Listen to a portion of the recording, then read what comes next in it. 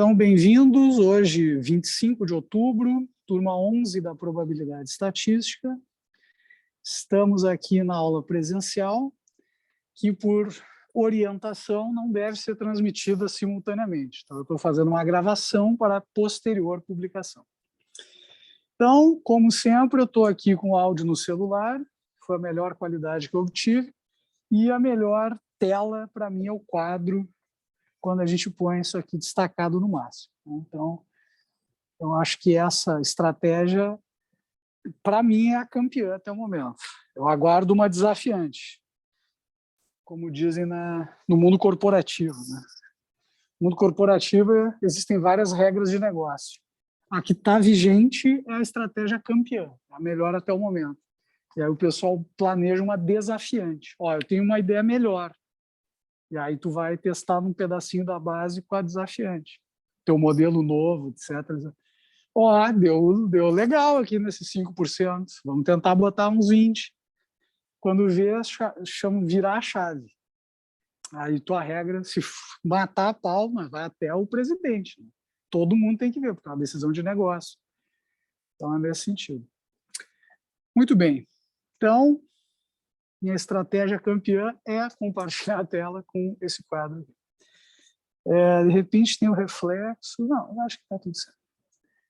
Então, última aula, né? Finalmente encerramos aquela parte de amostragem, está cumprida, tem feriado. Parecia que estava, né? Um mês falando de amostragem no fim. Né? Mas é um assunto, pessoal, muito importante, porque é a base do que vocês vão fazer. Né? Eu estou, por exemplo, trabalhando com áudios no meu doutorado. E eu achei uns modelos que, depois, se quiser, eu mostro para vocês até pela cultura analítica. Né? Não é assim tema da aula. A gente vai ver algumas coisas, mas que eu fiz não se atende nessa disciplina. Que, assim, no fim, é o que tu tem de informação lá na base. Qual é a qualidade do áudio? Tem padrão de gravação? O que eu estou medindo, etc, etc. Qual é o jeito que eu fatio, o jeito que eu extraio as informações? Então, a amostragem tem isso. É vocês planejarem para selecionar de um jeito que vocês consigam defender depois. Eu penso desse jeito. Tem uma série de recursos técnicos, mas eu sempre lembro, não tem o jeito perfeito. Aquele que tu faz e sempre dá certo. Até onde eu conheço, não existe essa estratégia campeã dentre todas as outras. Né? Então, a gente tem que conhecer aí os fundamentos para poder desenvolver essas ideias. Muito bem. Então, eu estou falando de algumas coisas, né? Essa parte, digamos, é mais pantanosa no sentido teórico. Ela é mais teórica, mais conceito, cheia de definição. Eu mesmo que eu achei um saco estudar a amostragem. Que era muita coisa, tinha que ler muita coisa e tal. Mas, no fim, entra na cabeça da gente uma forma de pensar, de tu planejar e dar nome às coisas. É assim que a gente começa resolvendo um problema. A gente tem que entender o problema e nomear as coisas. E vocês não fazem ideia de como dá trabalho nomear de forma consistente. O nome da tua variável no teu código tem que estar conversando com a teoria matemática, estatística, ou o mais próximo possível. Né? Então, fazer essa arquitetura que é a engenharia que a gente está treinando aqui. Precisa de computação, precisa de matemática, precisa de estatística. Né? Mas o legal é que já tem vários exemplos. O que eu estou mostrando para vocês são coisas que já se fez para resolver. E são tão úteis que valem até hoje. Ninguém vai parar de usar média aritmética simples, que os caras conhecem há sei lá quantos mil anos. Tá? Mas tem formas que vão assim refinando esse tipo de medida. Então, pedi para vocês lerem sobre o teorema central do limite. Desculpa, pessoal. Isso também que distrai. Estou falando e era para estar aqui projetado. Então. Ninguém falou nada. Foi melhor. Agora sim. Então, teorema central do limite, né, que foi o último grande assunto. Que eu pedi para vocês mostrarem que essas coisas aqui são iguais. Né? Basta dividir por N, em cima e embaixo, em parênteses, claro, e vocês conseguem reescrever isso daqui. Né? Tentaram fazer? Não tentaram. Conseguiram? Não conseguiram ou não tentaram? Não tentou. Tá. Então, tudo isso continua de tema. Tá? Vocês continuam com a bola aí para fazer. Eu fico para resolver as dúvidas em cima disso. Se eu fizer tudo, a gente não consegue falar da matéria e vocês não treinam o que tem que treinar. Muito bem. Então, tentar resolver o exemplo 424 com o mínimo de consulta, de preferência sem a cabeça de você, mas até chegar nisso vocês vão ter que dar as coladas e tudo certo. Mas tentem. É tipo decorar um poema. Dá trabalho. Mas depois que vocês conseguem, tá. Então, desvio padrão universal. O desvio padrão universal sobre raiz de N chama erro padrão. Isso é um conceito muito confuso. Ele tem um nome parecido com o desvio padrão. Ele tem o desvio padrão no meio da conta.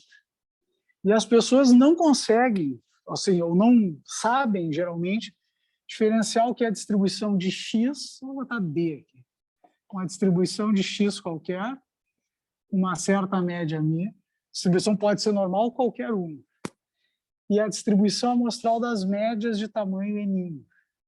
Isso aqui é a base da estatística clássica.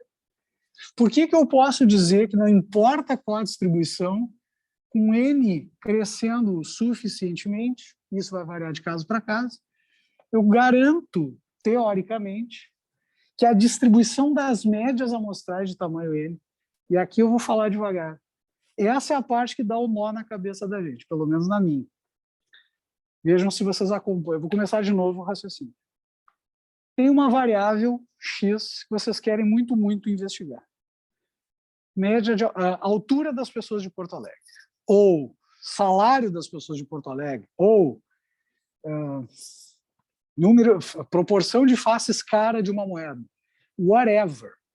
Qualquer que seja a distribuição discreta, contínua, inventada por vocês, que satisfaçam os axiomas básicos do Kolmogorov. Não pode ter probabilidade negativa, nem maior que 1, a soma das probabilidades tem que dar 1, e se você tiver uma partição, a probabilidade da união é a soma das probabilidades. Tem que satisfazer. Se fizer isso, vocês têm esse D. Só tem que conhecer a média e desvio padrão do processo inteiro. Então, isso aqui é um problema de probabilidade. Não sei se vocês estão percebendo. Porque Opa, desculpe. Por que esse de cima é um problema dito de probabilidade sobre o prisma clássico? Porque tu conhece os parâmetros. Tu sabe a média, tu sabe o desvio padrão. Tu não está preocupado com isso num problema de probabilidade. Dado uma média minha, um desvio padrão sigma, acontece isso, que é uma consequência dos teoremas do Kolmogorov, dos axiomas, perdão, do Kolmogorov. Que é estatística para o estatístico clássico? Botar um chapéu em cima disso daqui. Estimar esses caras a partir da amostra. Por muito favor, vocês já estão admitindo uma distribuição aqui cheia de disposições, mas os parâmetros a gente não conhece. A gente está inventando uma estrutura mental que me ajuda a resolver um problema. Bom, mas voltando aqui, o teorema central do limite me garante que, se isso aqui acontecer, sob aquelas condições do teorema, esta distribuição das médias amostrais, e foi aqui que eu parei. O que significa a distribuição das médias amostrais? Vamos fazer um exemplo. Vamos pegar um conjunto de dados -2, 3 e -1. Pronto. Média 0. Facilitar a vida. Então, isso aqui é a minha distribuição de X. Isso aqui é um universo de tamanho 3. Eu tenho 3 elementos. Tudo bem até aqui? E eu quero tirar todas as possíveis amostras de tamanho 2. Por quê? Porque eu decidi fazer isso. Eu estou dizendo que não interessa qual é esse N, que eu chamei de N zero na teoria, lá no meu livrinho, na minha apostila. Eu botei um 0 para não confundir com o número de vezes que vocês fazem essa repetição. Fato é, isso eu chamei de N. Então, o N0 é igual a 2. Vamos respeitar a minha anotação. Tá? Mas é um tamanho de amostra fixo. Então, primeira coisa, quantas são as combinações possíveis de amostra? Qual é o cardinal desse conjunto? Né? Lembrando que isso aqui a gente vai listar o que eu chamei de A2 lá na teoria. É o conjunto de todas as possíveis amostras de tamanho 2. Tem o A não fixo, que é o conjunto de todas as possíveis amostras de qualquer tamanho. Esse conjunto é infinito quando eu não fixo ele. Mas quando eu fixo ele, ele pode ser gigante, mas ele é finito. Muito bem. Então, quais são todas as possíveis amostras de tamanho 2? Antes de eu listar, quantas são? Qual é o cardinal de A2? Né? Isso aqui é o quê? Eu tenho duas possibilidades, tenho combinação de 3, 2 a 2 possibilidades. Então, eu tenho 3 possibilidades. São elas: menos 2, 3, menos 2, menos 1. Eu estou botando assim para vocês entenderem que a ordem é indiferente. E 2, 3 e 3 menos 1. Pronto. Esse é o meu A2. E o cardinal dele eu já sabia antes de listar. São 3 elementos. Muito bem.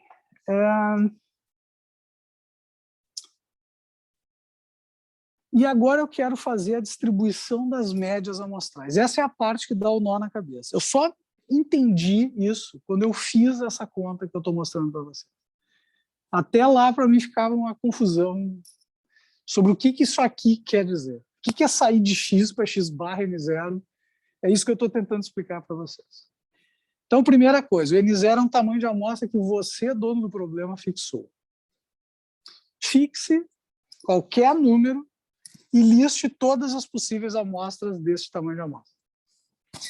Aí, para cada uma, vocês vão calcular quem? A média amostral. Quanto dá a média amostral desse primeiro aqui? Né? Vamos fazer aqui. Quanto dá essa média? A média aqui vai dar 3 menos 2 dá 1, dividido por 2 dá meio.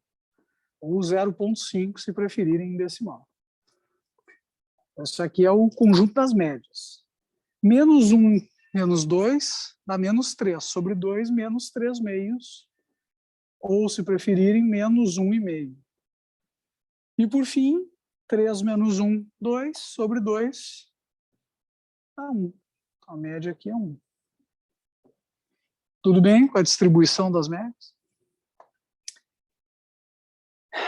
Aqui, a distribuição não vai dar para ver que é normal, porque são poucos números.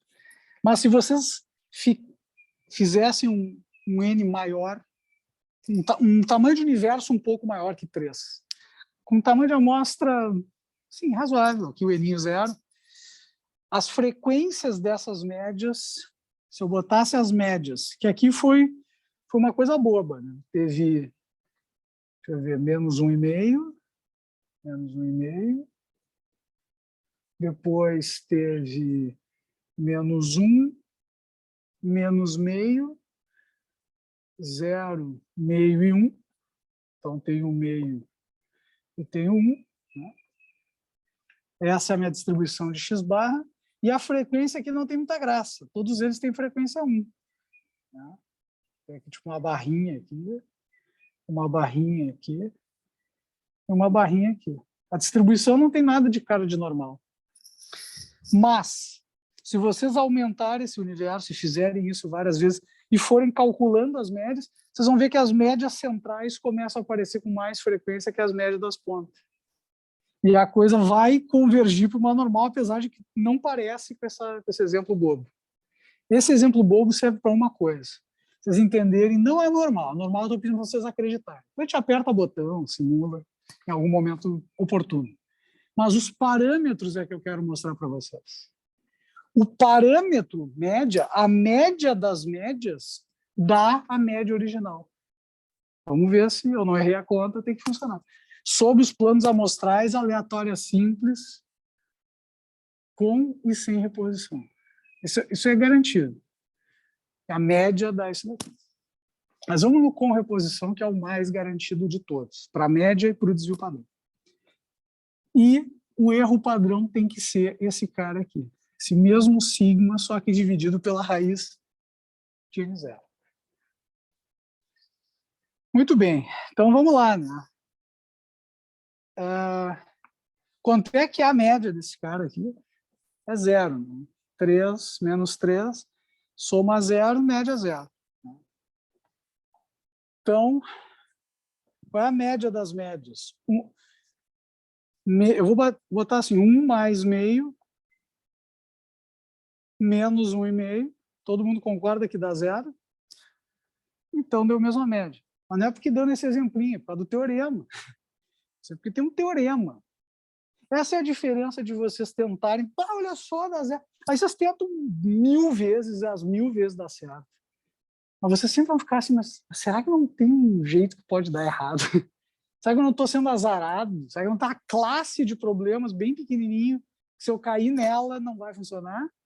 Como é que vocês garantem isso? Um teorema garante.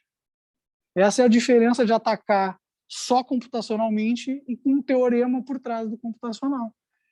Vocês têm mais garantias.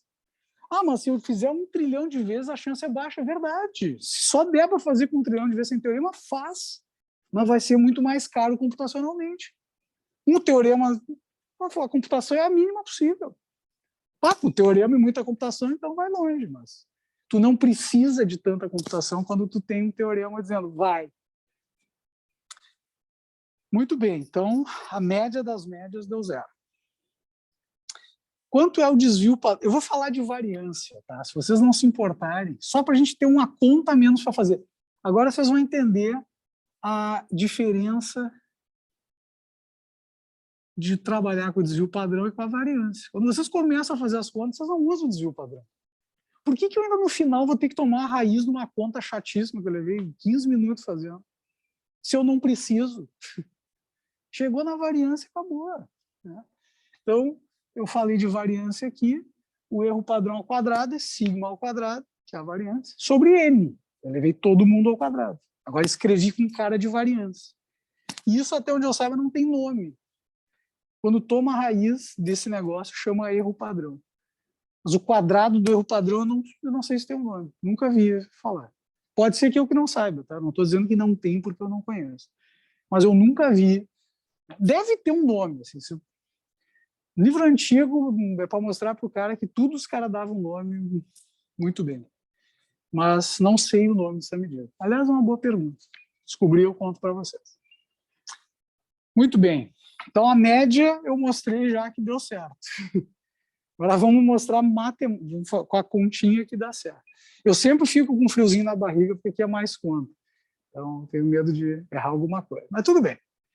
Então, qual é o desvio padrão desse cara aqui? Bom, para calcular o desvio, a variância, perdão, o que eu preciso fazer? Soma dos quadrados sobre n menos o quadrado da média. Então, isso aqui é a soma dos quadrados. Então, x quadrado dá 4, dá 9, dá 1. Então, dá 14. Isso é a soma dos quadrados. Então, isso aqui é 14 terços, esperança do quadrado, menos 0 ao quadrado. Então, a variância é 14 terços. Fim. Tá? E, portanto, sigma ao quadrado sobre raiz de 2, raiz de n zero, vai ser 14 terços sobre 2, então 14... Aí, deixa eu fazer a conta melhor. Sigma ao quadrado sobre raiz de n zero vai ser 14 terços sobre raiz de 2. Agora sim. Então, isso aqui tem que racionalizar. Raiz de 2, raiz de 2. Então, isso aqui vai ficar 14 raiz de 2 sobre 2 raiz de 3. Sobre 2 vezes 3. Isso aqui dá 7. Então, dá 7 raiz de 2 sobre 3. Se eu botar para decimal, eu não faço a conta à mão. Agora é só ligar a calculadora e descobrir quanto dá. Bom, então, agora que vem... Vamos calcular essa medida aqui dessa distribuição de médias. Agora eu tenho esses 3 números aqui. O desvio padrão deles, a variância deles tem que dar isso daqui. Se minha conta está certa. De novo, eu posso ter errado a conta. Então, vamos lá. Qual é a variância desse conjunto de dados aqui. Tem que bater com esse número.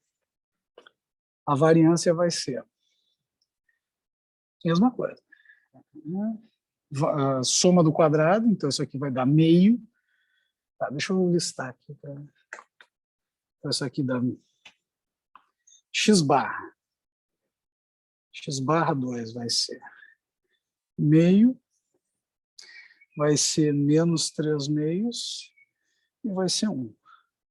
X barra 2 ao quadrado vai ser 1 quarto, vai ser 9 quartos, vai ser 4 quartos para facilitar a minha conta.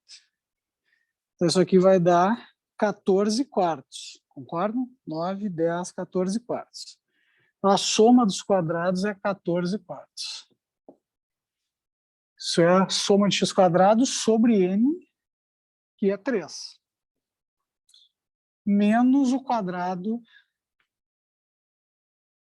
da esperança, que é 0. Então, isso aqui vai dar 1.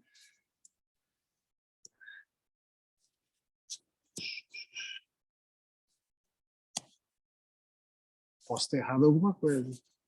Lembra? Me metia, sair fazendo conta. Assim, né? Oi?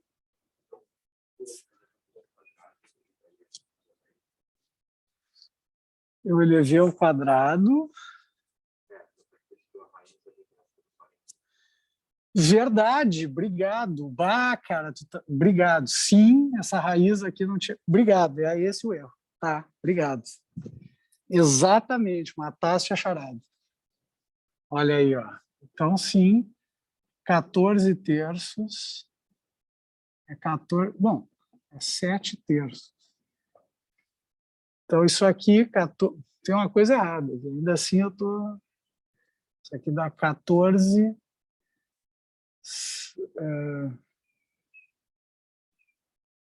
Aí aqui vai dar 2, vai dar 7. Eu estou errando em alguma coisa aqui, mas aquilo ali já estava errado. Tá?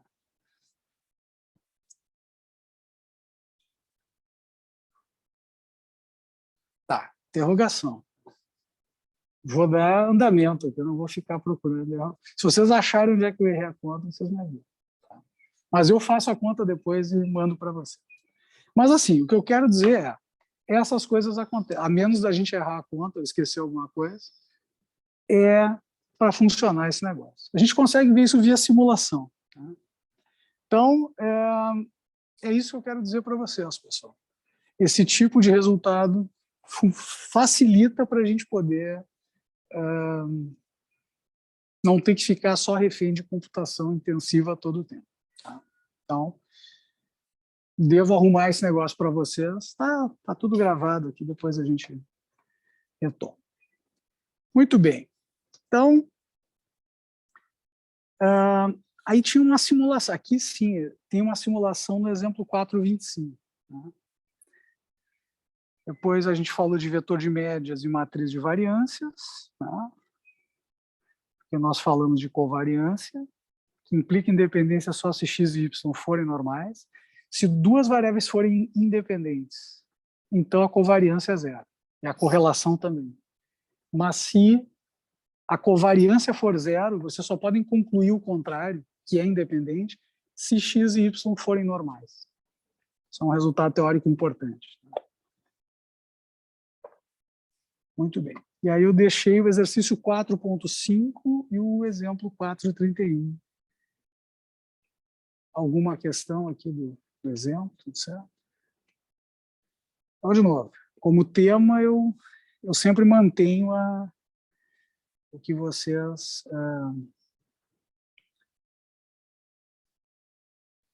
têm que fazer. Muito bem. Então, depois nós falamos, lá do dia 20, nós começamos a parte de... Eu só estou desconfiado por que não tem o PDF aqui. Pô. Tem que ter o PDF. Então, não sei. Então, aqui nós começamos a parte de inferência propriamente dita, na última aula. Né? Então, eu contei para vocês sobre estimação por ponto, né? Lá do meu capítulo 5. Então, Felipe, estatística...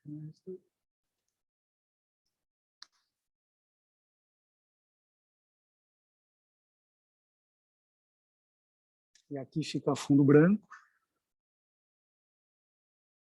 Então, nós adentramos no capítulo 5. Então, eu contei para vocês que a estratégia da inferência é tentar fazer uma indução, que chama também de ilação politicamente. Olhar um pedaço e palpitar sobre o todo. Contei que tem a classe que é a Bayesiana, né? Semestre que vem vai ter uma discussão mais profunda sobre isso. Né? Acho que vai ser importante para vocês. Vai ser o mais aplicado possível, vai ter simulação, vai ter coisa bem legal. Mas, assim, com a parte conceitual bem forte também, senão um pouquinho de teorema. Tá?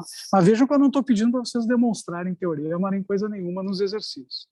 Até estou planejando uma leva de exercícios mais teóricos, mas, assim, seria algo para investigar sem cair na prova especificamente. Não que não possa cair, mas eu tenho que treinar melhor vocês quanto a isso. E eu também, errei alguma coisa aqui. Então, falei da estimação pontual, que é quando a gente pega uma coisa da amostra e usa como palpite da coisa populacional. É o ovo frito, aquele que vocês já me viram falar 200 vezes. Então, essa estimação pontual ela vai depender de umas propriedades, de uns fundamentos que a gente deve ou não respeitar. Né? Prestar atenção neles. Né? E aí que está a diferença das escolas clássicas e bayesianas. Tudo eu contei para vocês, eu só estou fazendo uma grande passada, porque essa história, esse resumo é importante, vocês pelo menos terem na cabeça. Então, eu mostrei para vocês aqui uma propriedade que é a do não viés. Eu falei de várias lá no texto, e mostrei ali para vocês que a média amostral era um estimador não viesado da média universal. Então, essa equação 5.1 está escrita bem genericamente. É difícil olhar para isso aí a primeira vez e dizer, claro, é isso que está acontecendo. Para mim, isso aqui é uma incógnita. O que está acontecendo aqui? Por isso que tem os exemplos na sequência. Lembre, lambda, como eu estou representando um plano amostral. Amostragem de lateral simples com reposição, sem reposição, ou uma que vocês inventaram. Então, sob este plano, se vocês fizerem todas as amostras de tamanho n que eu apaguei aqui e tomarem a média, vocês chegam no valor do parâmetro. Foi o que eu fiz ali para a média amostral. A média deu certo, a variância eu errei alguma coisa. Então, eu fiz para a média. Já sei qual foi o meu erro. Sei qual foi o meu erro. Acabei de descobrir. Eu fiz uma bobagem. Eu falei que nós íamos focar no plano de aleatória simples com reposição, porque garantia média e variância. E eu fiz sem reposição. Só a média funciona. Foi esse meu erro. É só agora pegar as amostras com repetição e fazer a conta, e tem que funcionar aquele. Aí vai dividir por 2 lá no. Tá, é isso.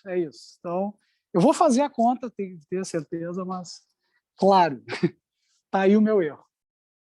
Que bom, porque eu estou falando da parte teórica, acabei de me dar conta. Então, sob qual plano amostral tu está tentando demonstrar? A média amostral tem essa propriedade nos dois planos. A variância e o desvio padrão, não. Foi o erro que eu cometi. Eu falei do plano amostral com reposição e usei o 100 para fazer a conta. E aí não bateu, foi diferente.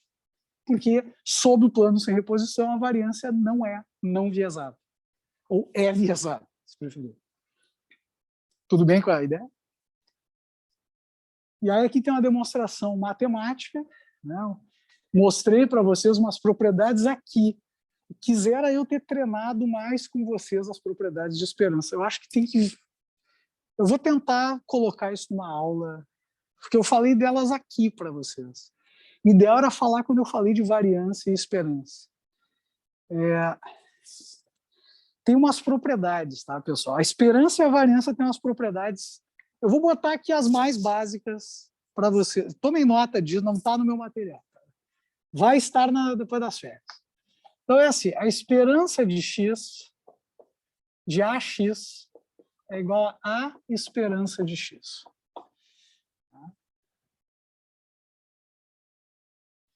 Que mais?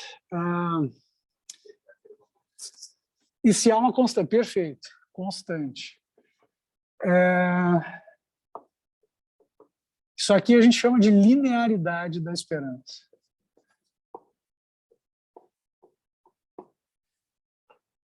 Que mais? A variância de AX vai ser A quadrado variância de X. Essas aqui são, assim, as duas principais. Eu usei a primeira ali com vocês, que a gente está falando de esperança. Quando eu boto esse 1 sobre N para fora, eu estou aplicando aquela propriedade ali. O que essa propriedade está dizendo? Considera uma variável X, a idade da gente. Qual a nossa média de idade? 19, 19, 40. Vou botar 20 para facilitar, vai dar assim. 40, 80 sobre 3, 8 terços, só para fazer a conta mais fácil. 8 terços. Tá, então, isso vai dar 6 dá 2, 2,66. 26,66666. Essa é a média da nossa idade, se vocês tivessem 20 anos. Tá? Eu fiz 40, 20, 20, essa conta. Se a gente multiplicar a nossa idade por 2 vezes 40, 80, 40, 40, essa média vai ficar multiplicada por 2. Aí tem que fazer a conta. Né? Então vai ser 80, 160, é isso? 160 sobre 3 é que nem o 80, é o dobro de 80 sobre 3. Pronto. Que é a média da X. Concordo que 80 terços é a média. 20 mais 20 mais 40 sobre 3. Só para facilitar, 78 terços é muito chato. Não que 80 terços seja legal, mas é menos chato. Muito bem. E eu estou dizendo que se eu multiplicar cada um desses valores por uma constante, tipo 2, para não ficar muito grande os números também, isso aqui vai dar 160 terços, que é 2 vezes 80 terços. Então, a esperança de X, quando vocês fazem a esperança de 2x, aqui eu estou dando um exemplo, é 2x, 2 vezes a esperança de X. É isso. Essa é a propriedade. Se vocês fizerem a conta para variância, tem que dar aquilo ali também.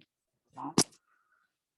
Na verdade, tá certo isso daqui. Mas eu acho que dá para ser mais legal. Isso aqui é assim, ó. Mais C fica A esperança de X mais C. Se vocês somarem uma constante, se a gente somar 5 na nossa idade, a média fica somada de 5. 45, 25, 25 dá 50, 95 terços. 95 terços é 15 unidades a mais. Então dá 5 para cada um. É isso aí. Tá? Então é isso que é o C. Tudo bem? Então, assim, é isso que eu estou tentando dizer, pessoal. Testem com números. A gente entende com o número. Mas aí, depois que a gente entendeu, a gente tem a regra geral na nossa cabeça. Isso aqui tem que remeter a essa conta para vocês. Tá.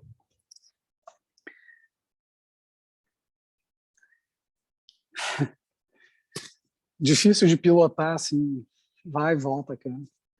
Mas é isso, essas são as propriedades. Muito bem, então eu usei a primeira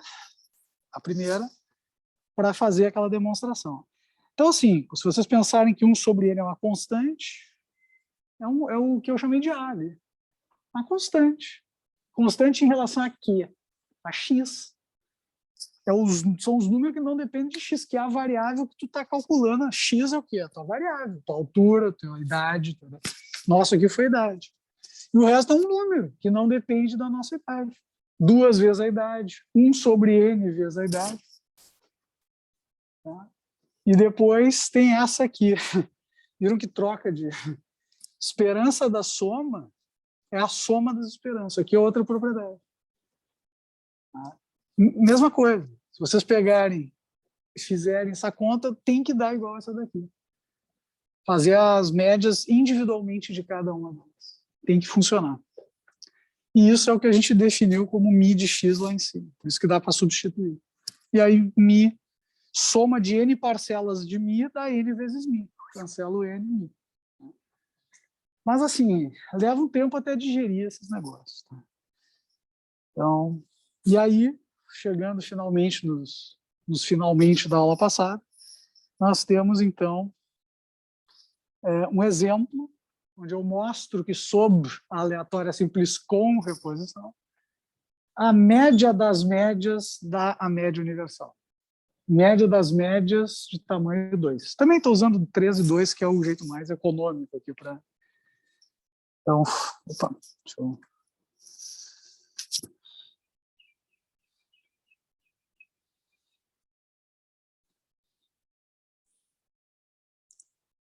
Estava meio grande a tela aqui.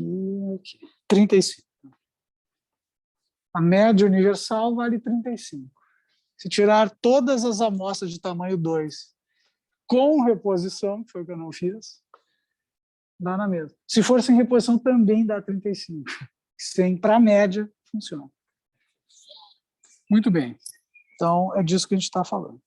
Proporção também tem essa propriedade, variância amostral também tem essa propriedade, só que aqui a conta vai ficando mais chata, porque daí já tem que expandir esse somatório ao quadrado, é mais trabalhoso. Né? E, assim, se eu ficar uns tempos sem fazer essa demonstração, tipo aquela ali, o cara erra numa coisa boba, assim, que até tu te dar conta que é, isso aí tu tem que estar fazendo. Né? No mestrado eu fazia o quê? Basicamente isso. A gente ficava fazendo demonstração todo o tempo. Então eu era tri-craque em demonstração. Eu olhava e tá, já sei como é que resolve. Mas daí o cara fica um tempinho sem fazer uma delas, tu já esquece. Então, é um monte de passo. Tá? Então, assim, se isso fosse um curso mais teórico, né, eu desenvolveria isso com você. Mas eu estou mostrando. Vale a pena, na hora que você... O que eu vou fazer? Assistir o Netflix ou dar uma olhada na demonstração da variância que é não viesada sobre a amostragem aleatória com reposição? A decisão é de vocês. Né? Tá aí para vocês olharem. Muito bem. Falei de intervalos de confiança. Desculpem, eu estou sem minha colinha aqui. Eu acho que parei na estimação pontual, mas me digam se eu falei de intervalos de confiança. Não, né? Então, é daqui que começamos. Então, 12:10. Momentinho cultural, pessoal. Vamos... Eu acho que eu abusei aqui da matemática com você. Essa aula é comprida, né? Para mim é super comprida. Eu falo bastante coisa, mas para vocês deve ser um negócio violento. Assim. Eu imagino que a minha aula deve deixar vocês destruídos. Eu canso, eu assisto minhas aulas de vez em quando. Eu dou play e fico me ouvindo. É outra forma de... Às vezes eu me acho muito chato. Eu gosto de mim no vezes 2. Felipe vezes 2 funciona melhor, na minha opinião.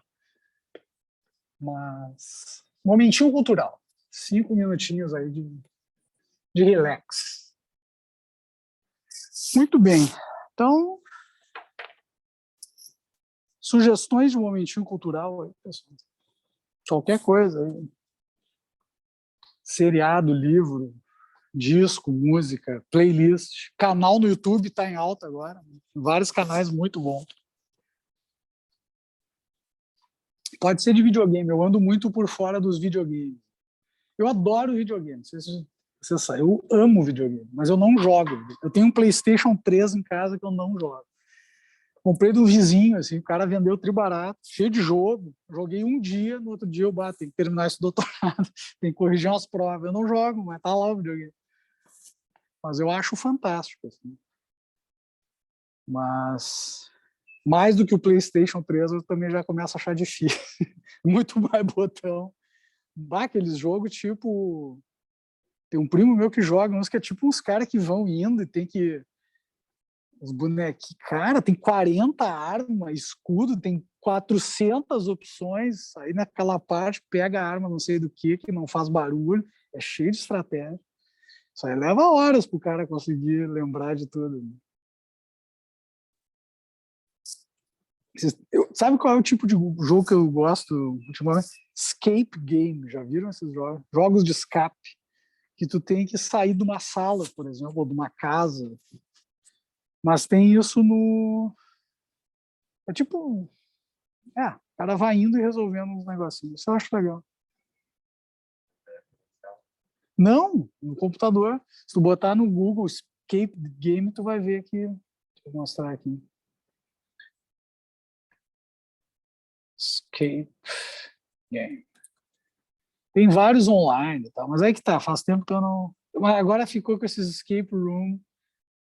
Ah, agora me pegou, cara.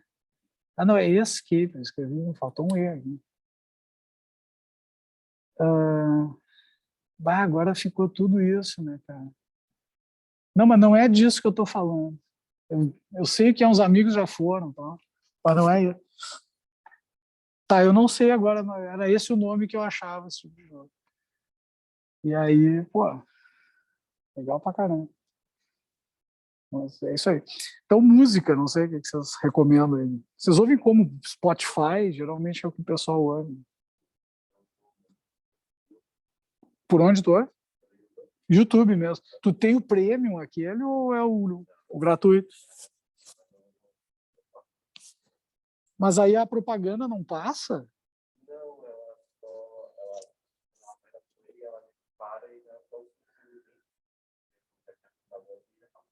Ah, olha só, nossa, tá. Aquelas propagandas meio que enchem o saco, cara. Mas é impressionante o banco de dados desses caras do Deezer e do próprio Spotify. Cara, impressionante.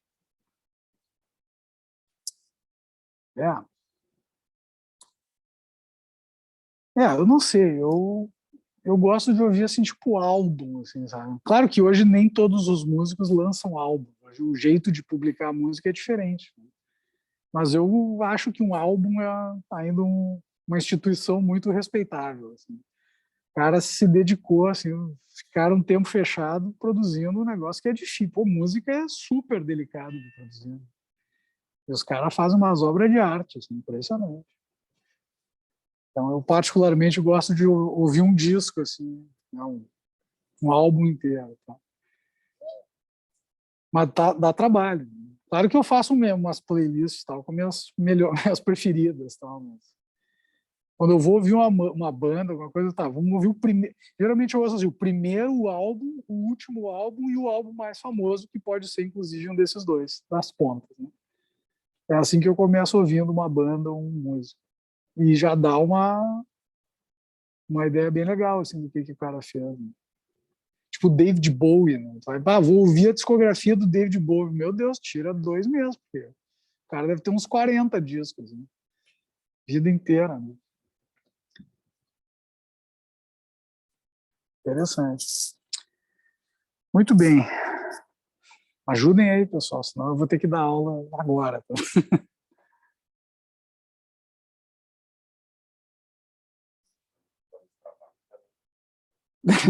Não, tá certo, não, eu te entendo perfeitamente. Eu não tenho ouvido muita música, assim.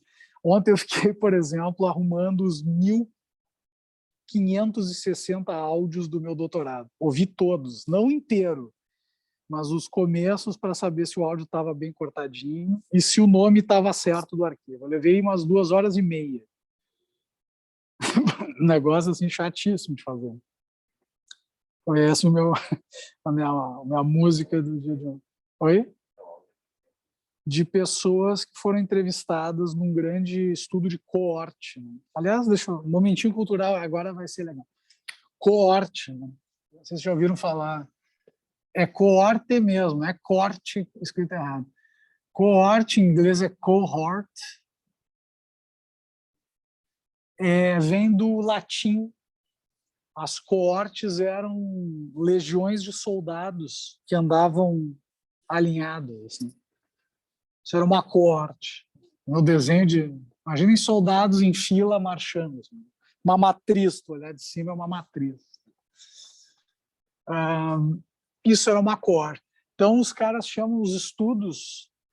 Por exemplo, o estudo começa no ano de 2005. Aí tu entrevista, sei lá, 2.500 pessoas nesse 2005, cheio de protocolo, cheio, pega uma pessoa, faz uma tarde inteira perguntando, gravando, é um saco, mas é uma pesquisa bem profunda. Ali uns anos, é assim, coorte é qualquer estrutura que tenha esse perfil que eu estou mostrando. Qual? Tu observar coisas em fatias do tempo, por exemplo, 2010, deixa eu botar assim, 2008 e 2011. Pô, eu podia ter feito, vou botar assim, 2010, 2015, 2020, pronto. E a próxima fatia tu vai investigar no 2025.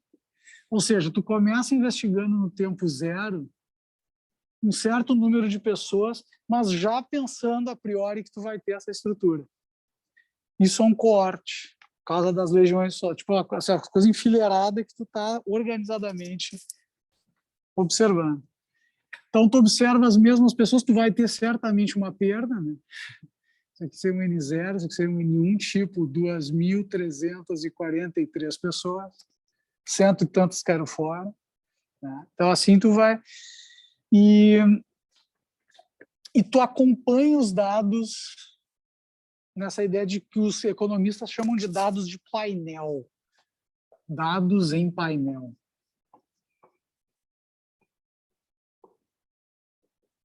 Né? Cada pedaço desse chama-se cross-section na literatura. Cada fatia dessa é um cross, ou seja, eu tenho uma seção, um corte no tempo, e eu olho aquele corte. Se eu olhar várias cross-sections, eu tenho o que se chama em economices de dados. Existem outros nomes na literatura, mas esses são os mais famosinhos. Então, eu estou ouvindo, te respondendo, eu estou ouvindo uns áudios que foram gravados em 2010, de mais ou menos, eu tenho 1.560 áudios que eu selecionei. Tinha quase 1.600, uns 40, 30 e poucos caíram fora. 31, para ser mais exato, era 1.591. E aí ontem eu fiquei organizando esses áudios, tendo nome de arquivo, tinha um monte de inconsistências que esculhambava a minha análise mais para frente. Eu tive que ir na amostragem e garantir que o que eu estava vendo estava consistente. Eu já estava vendo umas esquisitices, aí arrumei e deu uma melhorada. Então é isso. Muito bem, então um momentinho cultural meio fajuto, o cara já dá uma aula, tal. Mas é isso aí, eu acho que é uma terminologia importante. Né? E na medicina se usa muito isso daqui.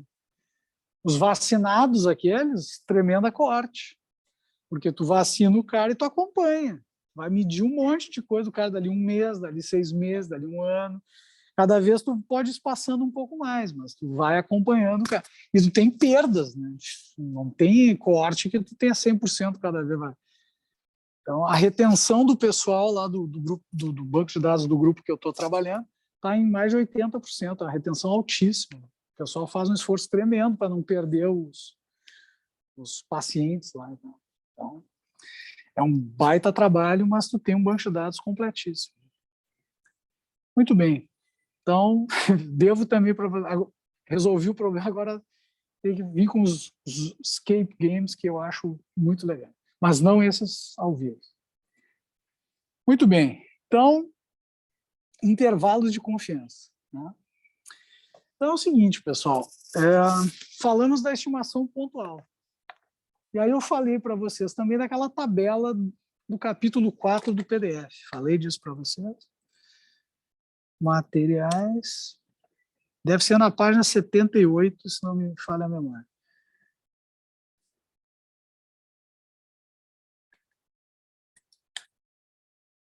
Exatamente. Então, essa tabela da página 78 do PDF, que eu ainda não botei no material, essa aqui eu não botei porque eu não sei se é o melhor jeito de apresentar. Estou estudando uma forma mais amigável do que essa tabela horrorosa. Então, de repente vai ser ela mesmo. Mas o que eu quero mostrar com essa tabela para vocês, em resumo, né, que nem está assim maravilhoso técnica. Eu já levei xingando meus colegas estatísticos com razão por causa dessa anotação meio flexível demais. Mas aqui eu estou tentando passar uma ideia para vocês. A ideia é a seguinte: existem vários parâmetros de interesse famosos na literatura. Mas parâmetro é qualquer coisa que vocês meçam na população do universo. Não precisa ser uma proporção, um coeficiente angular, uma média. Né? O estilo da música é um parâmetro. Né? Não é um desses canônicos aqui, desses dos livros de estatística. Mas esses aqui já foram estudados de tudo que é jeito. Né? Então, eu resumo para vocês que, se vocês quiserem o parâmetro μ, lembrando que θ é o nome genérico do parâmetro. Eu posso chamar θ a probabilidade de chover amanhã. Posso chamar θ se eu tenho a urna 1 ou urna 2. θ é muito geral. É aquilo que eu desconheço e tenho que dar um palpite sobre. Isso é θ. Se eu conhecer todo o universo, não é palpite. Aí é calculado. Mas saber todo o universo, blá, blá, blá. Então, se vocês quiserem, né, ou precisarem conhecer algo que envolva uma média lá do cliente de vocês, a média amostral tem aquelas propriedades todas que eu já discuti com vocês e outras que eu ainda não mostrei por só falta de tempo. Disciplina de diferença comparada, a gente vai um pouco mais a fundo. Né? Então, basta usar os caras da descritiva. Resumindo, é isso. E eu acho que essa tabela é boa, pessoal. Eu posso estar sendo repetitivo aqui, mas eu sei bem como é uma sopa de letrinhas quando a gente está sentado aí. Por isso que eu estou sendo... Vocês estão me vendo falar mais de uma vez a mesma coisa, eu sei disso. Mas o meu ponto é, a história tem que estar bem reforçada para vocês, e ouvir a história do início ao fim é bom para a gente memorizar. Tá? Se acharem que está muito repetitivo, eu toco adiante. Tá?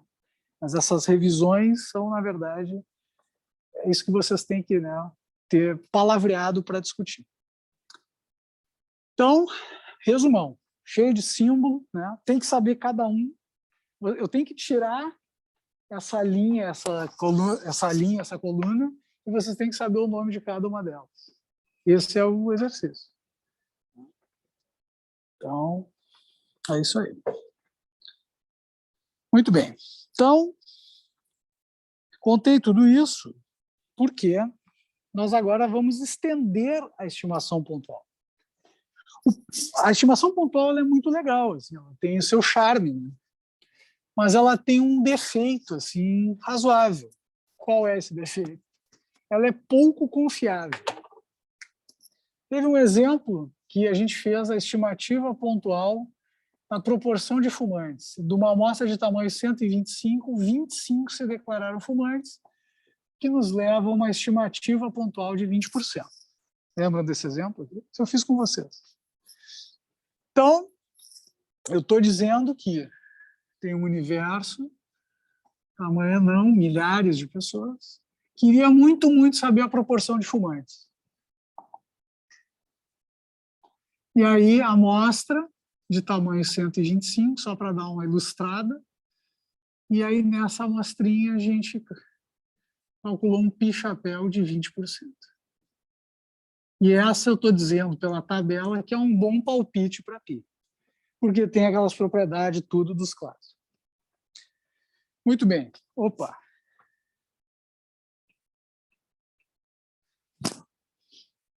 Muito bem. Só que o 20% ele é ultra preciso, é um ponto. Por isso que a gente chama de estimativa pontual. Então ele tem precisão altíssima. Pá, é 20%. Mas a confiança que a gente tem nesse 20% é zero ou muito próxima de zero. Por quê? Minha pergunta é assim, ok, se vocês agora tiverem condições de medir todas as pessoas da PUC em relação ao fumante ou não, e vocês calcularem, agora eu tenho os dados para calcular o pi. Pergunta é, vocês acham que vai dar exatamente 20%? Como é a estimativa pontual? Ou vocês acham que esperam que esteja mais ou menos no 20%? Geralmente as pessoas dizem, cara, isso aqui é uma referência, para saber se é 20 ou 85. mas pode ser que a minha amostra esteja mais para cá, mais para lá. Esse mais para cá, mais para lá que tem na nossa intuição é justamente o intervalo de confiança. O intervalo de confiança ele vai ser escrito como? Isso aqui é 5 pontos. 5.3 deve ser. O intervalo de confiança para um certo parâmetro de interesse θ, lembrem, θ é um nome genérico. Quando for proporção, podem chamar de θ ou de π. Por uma média, chamem de θ ou de μ. Mas o θ é sempre o coringa. Chamou de θ, está valendo. Então, o intervalo de confiança para um θ qualquer, com uma certa confiança, isso aqui o nome técnico é confiança. O nome desse cara aqui é parâmetro.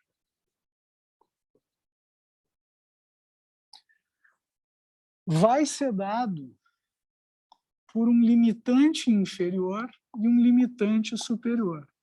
Esse aqui, limitante inferior. Esse aqui, limitante superior. Essa é a estrutura do intervalo de confiança. Então, por exemplo, aqui exemplo incidental. Me veio à cabeça agora pensar o seguinte: se o θ de vocês é a proporção de votos no candidato X. Candidato, X é um candidato.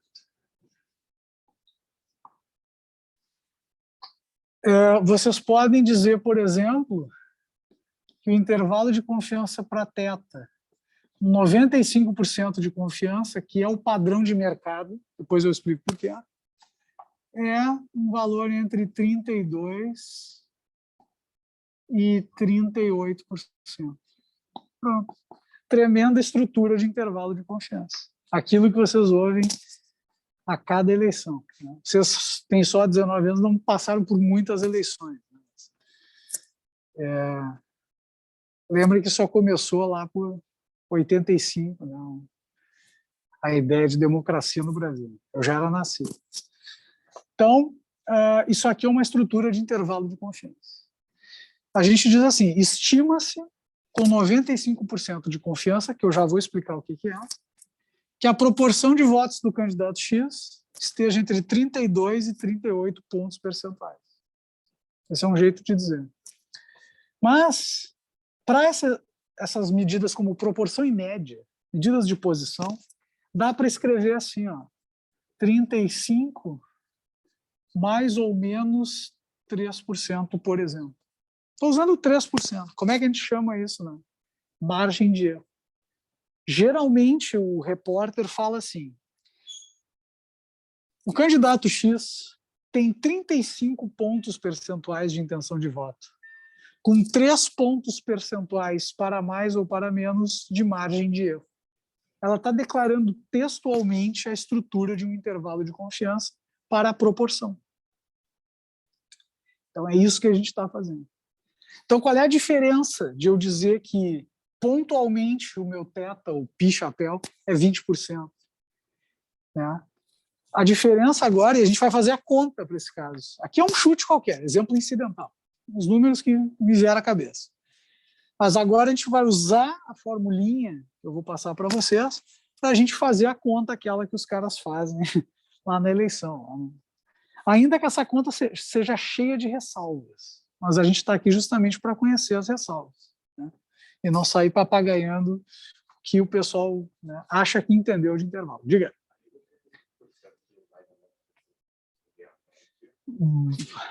Boníssima pergunta. Estimativa pontual, é o nome disso daqui, que nem o 20%. É aquela do capítulo anterior. Por que eu estou usando 30%? Porque ela respeita propriedades que os clássicos acham boas. E isso aqui a gente chama de margem de erro.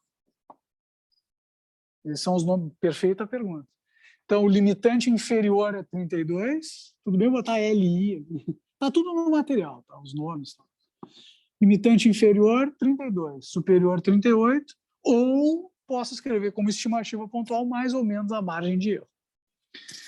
A estimativa pontual eu já mostrei como é que calcula. É só calcular a proporção, no caso da proporção, calcule a proporção à amostra e usa ela.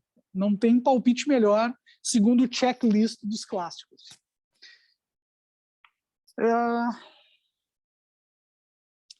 Mas, né, nós agora vamos aprender a calcular a margem de erro.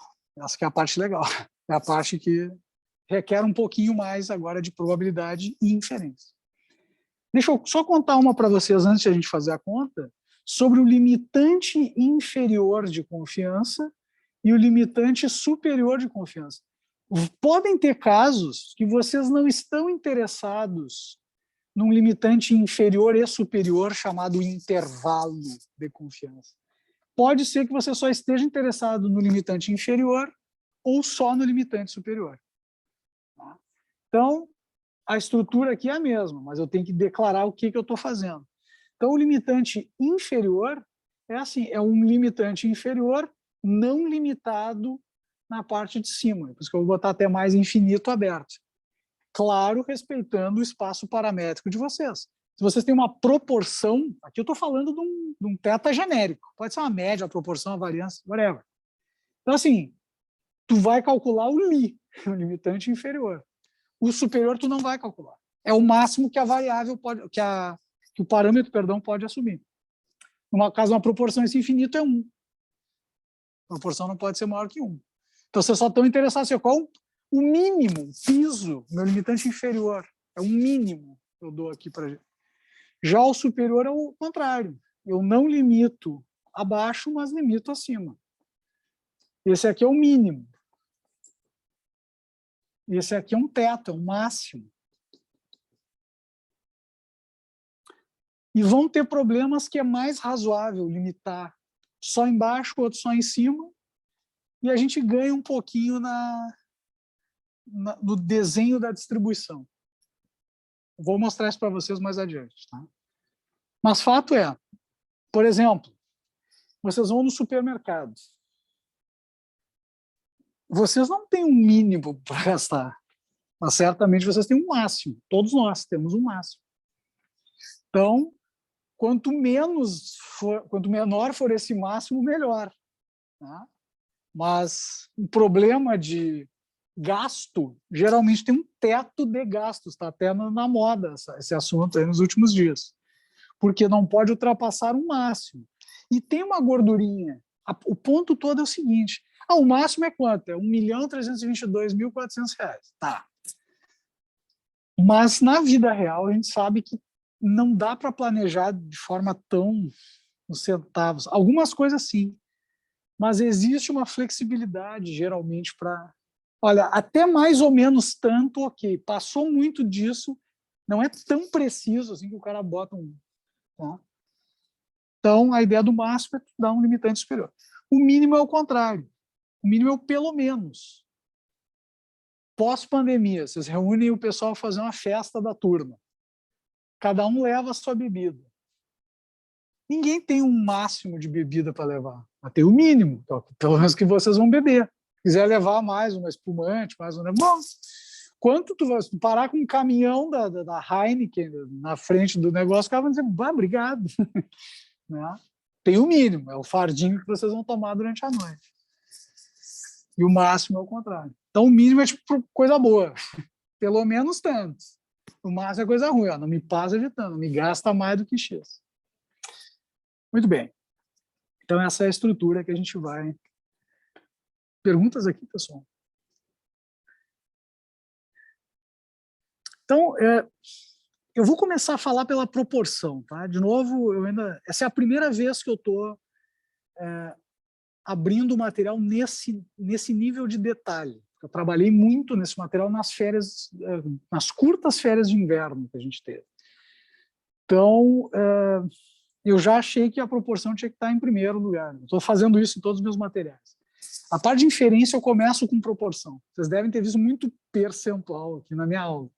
Porque a proporção ela é mais fácil de trabalhar e a ideia está lá, tanto na proporção quanto na variância universal. Tanto faz. Mas a variância tem mais conta para fazer, mas a ideia por trás é a mesma. Continua tendo amostra, inferência, população e por aí vai. Muito bem. Então, esse cara que está na tela é o intervalo de confiança para a proporção que vocês estiverem interessados em calcular. Então, essa proporção π pode ser qualquer proporção. E o legal disso, tá? Eu vou apagar aqui porque tem tudo no material, para não ficar também muito poluído.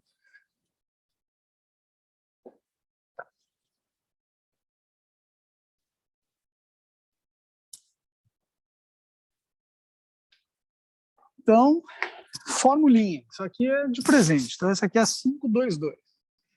Mas lembra que esse material é o, né, mundo líquido do Bauman. Então, hoje está assim, amanhã já não está. Então, lembra, se quiserem o material, pegue o PDF, se bater a versão. Eu tenho todo o histórico de versões lá. Mas o site eu não fico me preocupando muito em... Eu tenho os PDFs, que são tipo os prints da versão vigente. Se precisarem, me peçam, que eu tenho de vários momentos. Mas o HTML é para ser o mais atualizado. Então, eu vou escrever aqui para dar um dinamismo maior. Né? O intervalo de confiança para a verdadeira proporção de interesse, com confiança genérica ou menos alfa, é dado assim: proporção amostral, ovo frito. Né? Proporção, universo, tamanho N.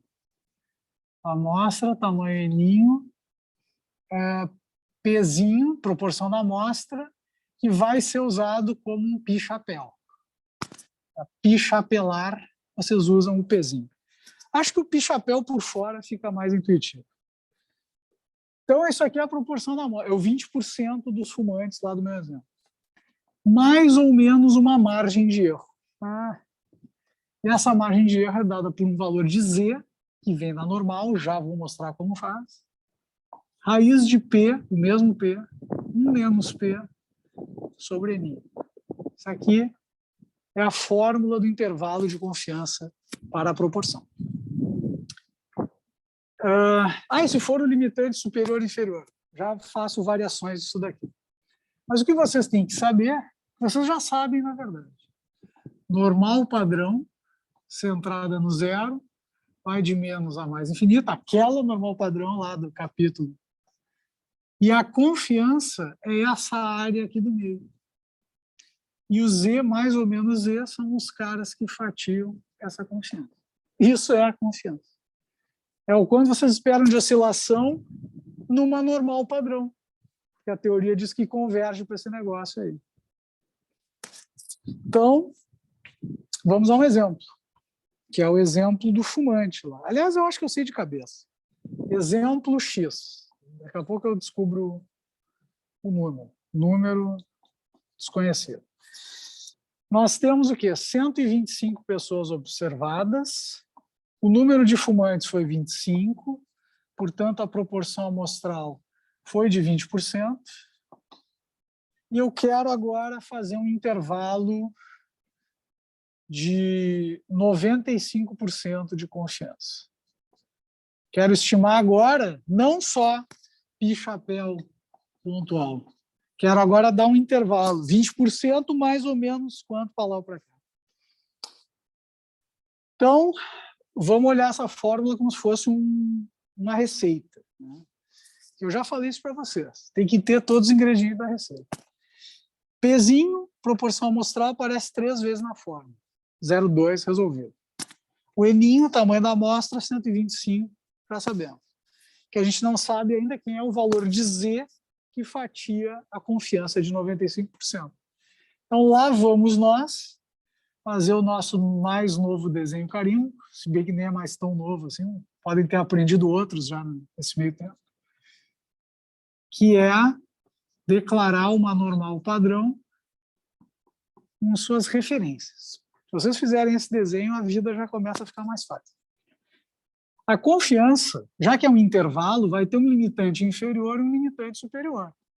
E eu quero saber quanto existe de variação em torno do parâmetro que eu quero, representado aqui pelo zero, que varie em 95% dos casos. que a gente está dizendo é, em 95% dos casos, a oscilação em torno de 20% para esse tamanho de amostra é tanto.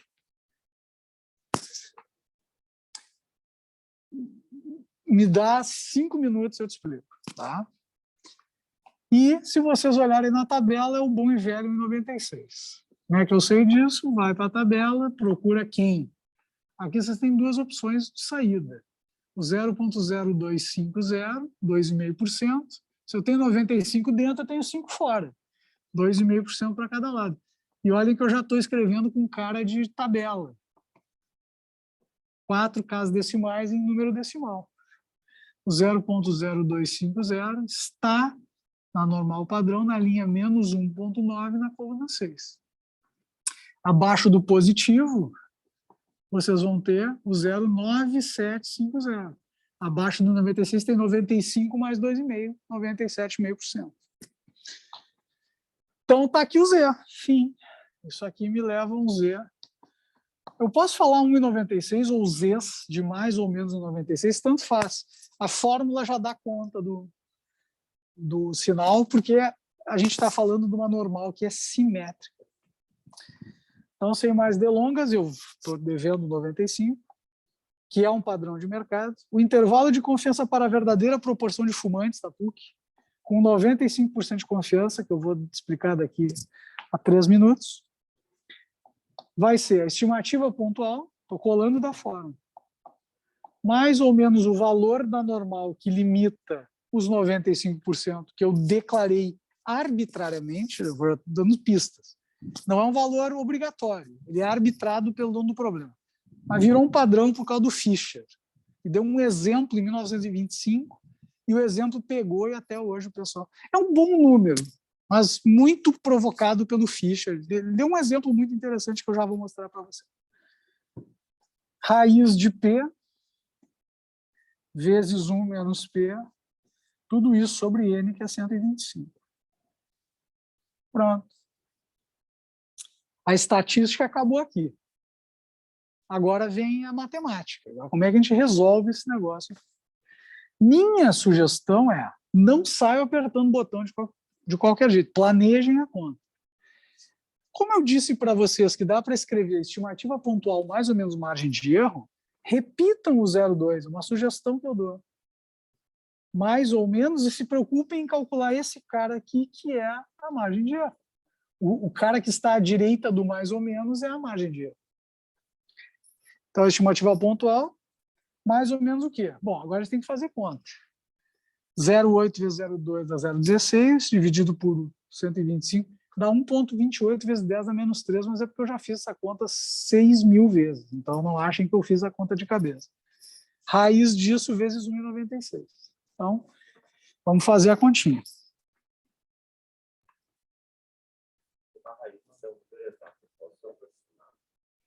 Sim, mas para botar na conta, tu bota o número mais preciso que tu conseguir. Aquela discussão de sempre. Então, sim, assim, pessoal, trabalhar com números é aproximar números. A gente tem que ter a noção de que mesmo os computadores eles estão aproximando. Tá? Por isso que se vocês usarem fração o máximo de tempo possível, vocês só arredondam lá no final. Quando tu precisar saber quanto é que é aquele número errado que eu tinha achado 7 raiz de 2 sobre 3, sei lá quanto é. Deixem daquele jeito. Precisou usar, faz a conta. Ou aproxima, mas assim, não pega o número aproximado, faz a conta, que aí na tua máquina vai estar com a máxima precisão. É diferente de tu digitar um número que tu já aproximou. Muito bem, então a conta é a seguinte.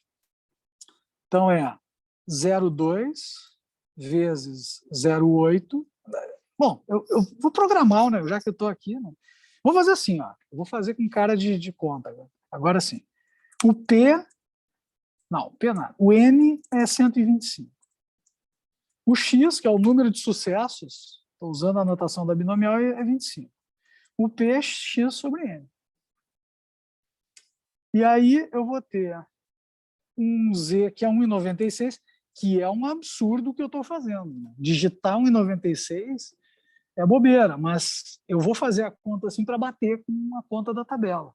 O ideal eu vou botar aqui, é vocês usarem assim, ó, Q-norm, Q-norm de probabilidade 0,025. Olha aqui o 1,96 com muito mais precisão. Por que que mas olha como é próximo de menos 1,90. Entendeu? Assim, fazendo a conta, usem o Q-norm. Mas vai dar muito pouca diferença. Para a gente não ter que usar computador todo o tempo, é uma aproximação excelente, a aproximação da tabela. Na hora de fazer a conta para o cliente, o computador com máxima precisão. Então, vou botar assim, veja. Deixa eu só salvar aqui para a gente. Então, esse aqui é turma 11. Opa, 11, 2021, 10, 25. PUC.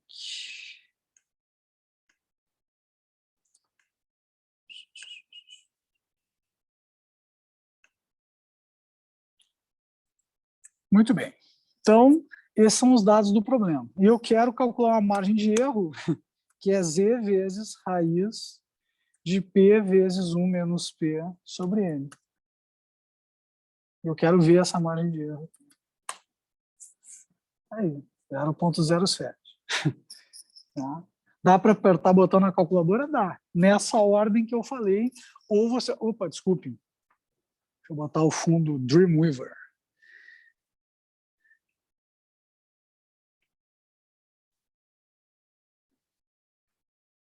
Então,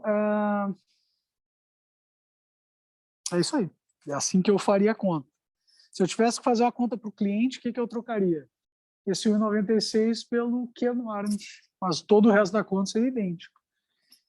E aí, se vocês fizerem com o Q-norm, eu vou chamar assim, ó, Z2. Z2 é o Q-norm de 0,025. Eu vou fazer uma segunda margem de erro, vou chamar de E2, tá? Assim, só para brincar com o número. Opa! Deixa eu... Bom, tudo bem, tanto faz, tá? Mas é menos o Q-norm de 0,25. Só para ficar... Então, o E e o E2.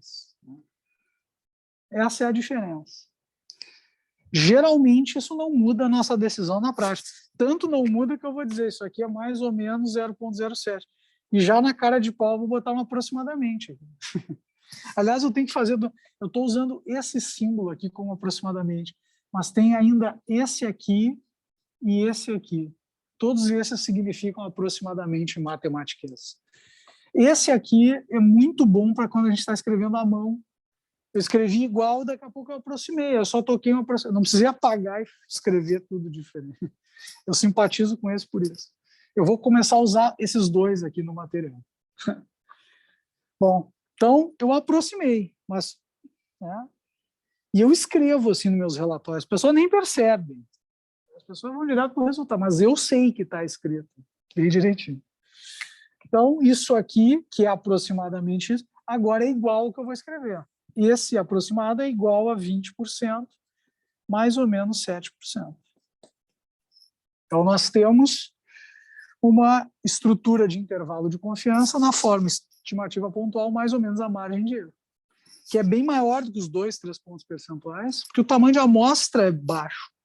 Ninguém entrevista 125 pessoas para fazer a amostra para o prefeito. É muito mais gente, é 1.000 pessoas, 2.000, e é aí que a margem de erro vai diminuindo. E o N está no denominador. Mas o custo é que ele diminui com a raiz quadrada. Não é assim, dobrou a amostra, dividiu por 2 a margem de erro. Dobrou a amostra, quadruplicou a amostra, tu divide por 2 a margem de erro. Que é a raiz. Então tem um custo, tem que aumentar muito o tamanho de amostra para reduzir a tua margem de erro.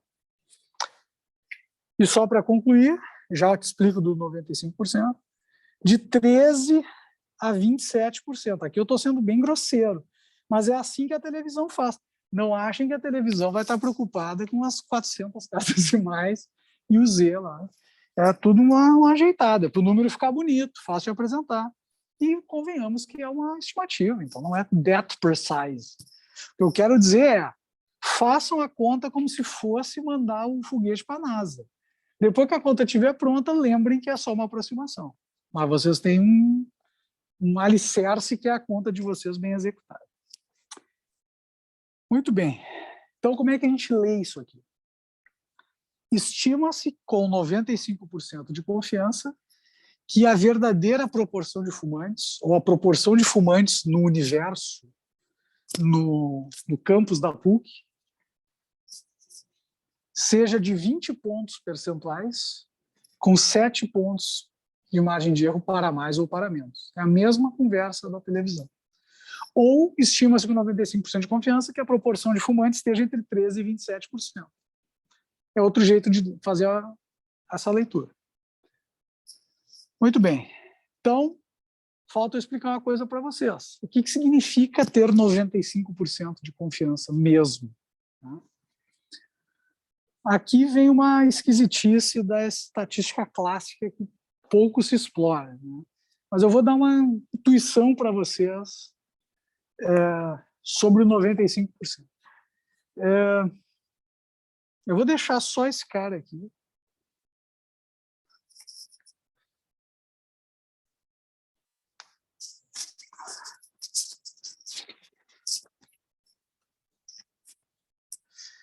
Então é o seguinte, imaginem que a proporção de vocês, π, é algum número que vocês não conhecem.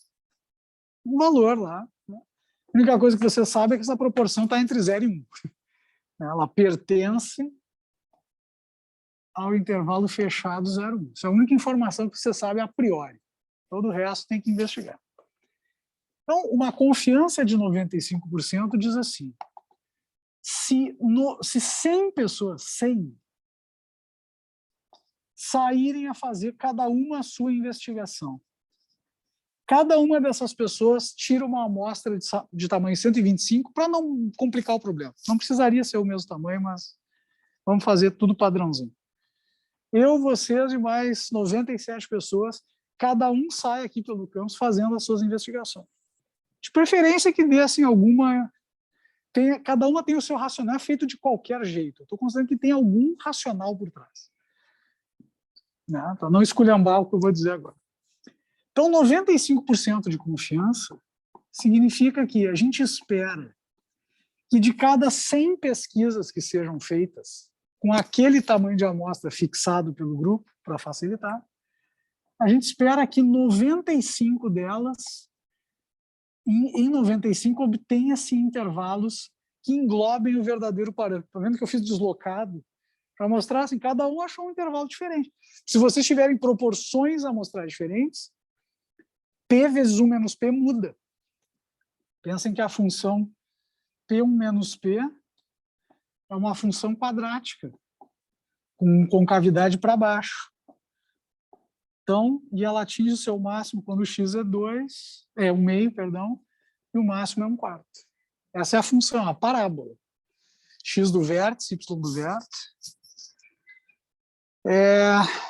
Então, dependendo da proporção de vocês, né, vocês vão ter todos esses possíveis, de 0 a 1/4 vai ser a variância. Então, o intervalo de vocês, que depende de raiz de P1 menos P sobre N, vai variar de acordo com a proporção que vocês tiverem. Então, por isso que eu estou fazendo tamanhos diferentes e deslocadas diferentes. A deslocada é o pezinho que vocês acharam. A largura tem a ver com quão próximo de meio vocês estão. Quanto mais próximo de meio, mais largo é.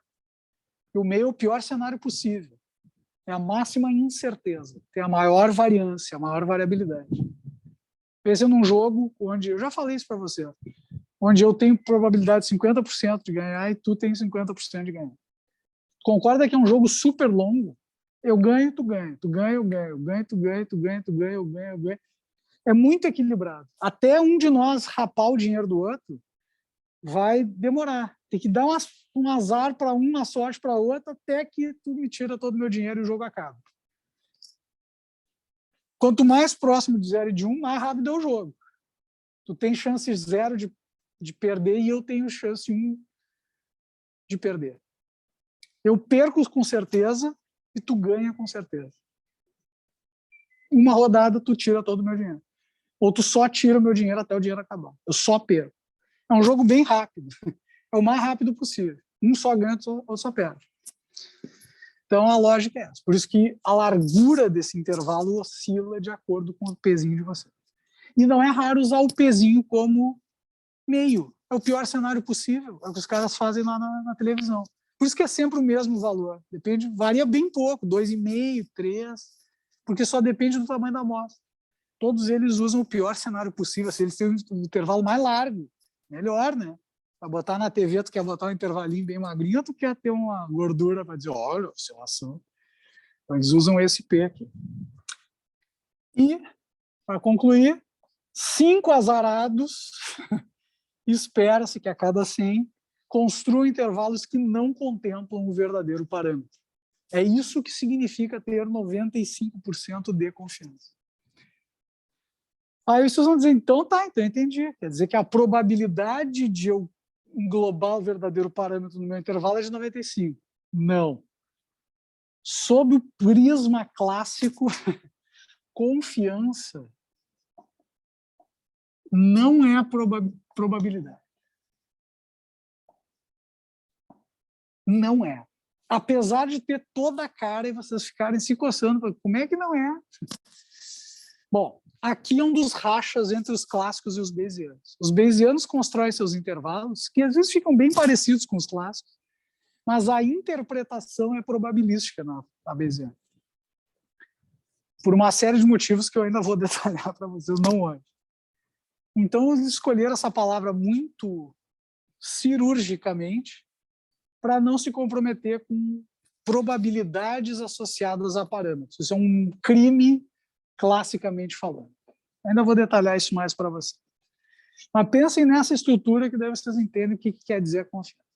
E sobre o prisma bayesiano, tá, é probabilidade. Mas os clássicos vão dizer que não é.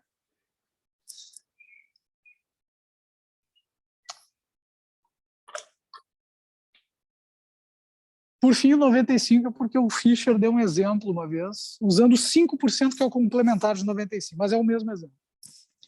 E ele disse assim, 5% tem algumas vantagens. Claro, considerando a normal. Vantagem 1, o menos e mais ou menos 1,96 são muito, muito próximos de mais ou menos 2. Então, assim, mais ou menos 2 desvios padrão para cima ou para baixo, tu varre mais ou menos 95% da curva. Tem uma aproximação aí, tá ótimo. Outra, 5%, que é o complementar de 95, é uma chance em 20. 1 sobre 20. 1 para 19 é a proporcionalidade. Então, 95 seria 19 em 20. Bom de lembrar. Se vocês dividirem, vai dar isso aqui.